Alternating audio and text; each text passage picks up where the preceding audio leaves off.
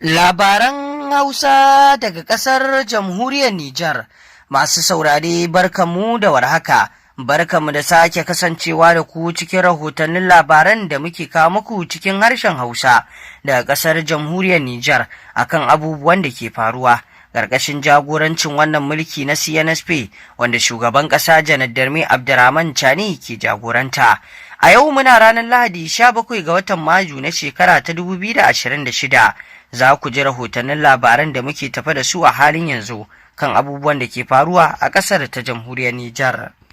Inda rahoton namu na farko zai fara ne da ministan kasuwanci, inda ya kai rangadi bisa kasuwannin da ake sai da bisashe. Kamar yadda kuka sani, duk shekara akan gudanar da layya na babbar sallah sakamakon sallah da ta taho. Akwai kasuwanni da ake sai da bisashe da ma dai abubuwan layya, wanda ministan kasuwancin ya kai ziyara a wannan gurare,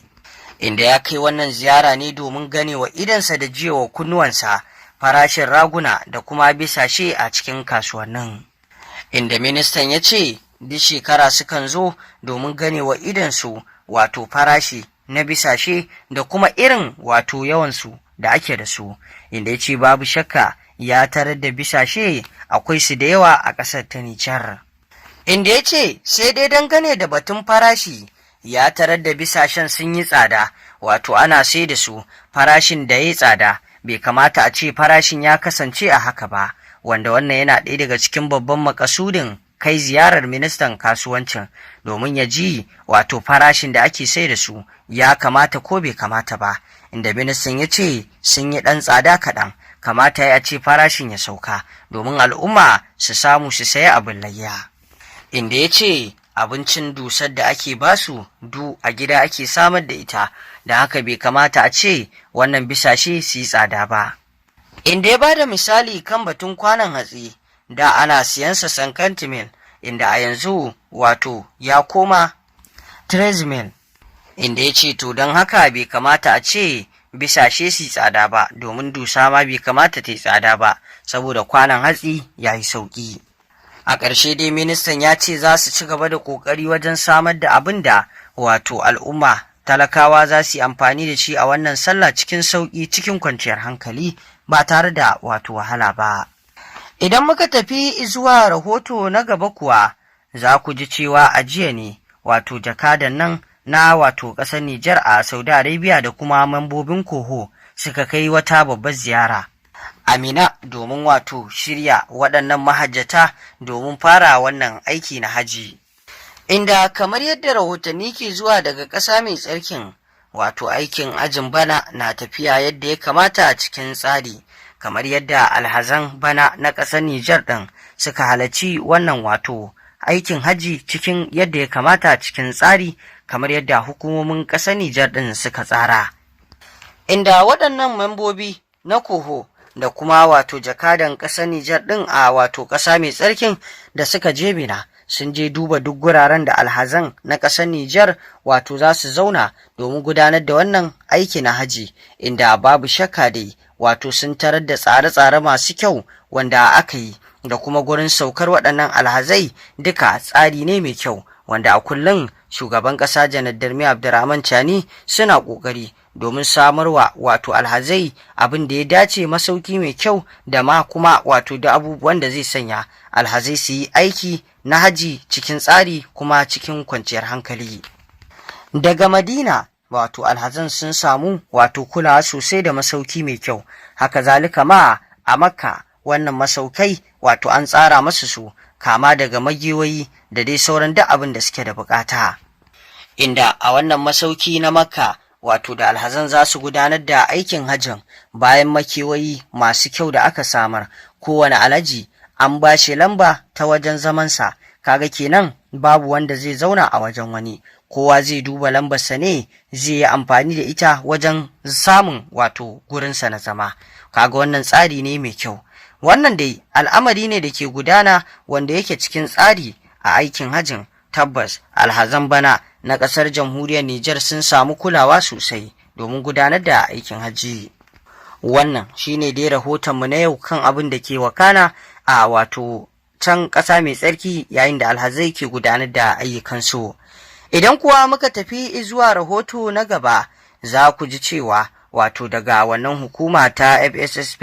wannan gidauniyar ƙasa, inda wato madan Hajiya Buraraki Jarmakwai ke jagoranta, wato gidauniyar nan ta Fond de Solidarité pour la Sauvegarde de la Patrie, har yanzu 'yan ƙasa na ƙoƙari sosai wajen tarbata kuɗaɗe domin tallafawa ƙasa ta fuskoki da dama, wanda wannan al'umma na ƙasar Nijar a kodayaushe suna tururuwa domin kai tarbatan kuɗaɗensu, inda kowanne da ya kawo wannan tarbate nasa, wasu daga ciki wanda suka kawo wannan tarbate nasu sun yi kira ga 'yan ƙasa da a ci gaba da kawo wannan tallafi ga ƙasa, domin gina ƙasa na 'yan ƙasa ne, ba wani ne can daban zai zo daga waje ya gina muku ƙasa ba, inda suka bayyana cewa idan Allah ya hore maka mai taro mai sisi, kowa zai iya kawowa. Dala ɗaya ne da kai, wato dala biyu ne, duk za ka iya kawowa, baya kaɗan baya yawa, kome da kai ana buƙatar ka kawo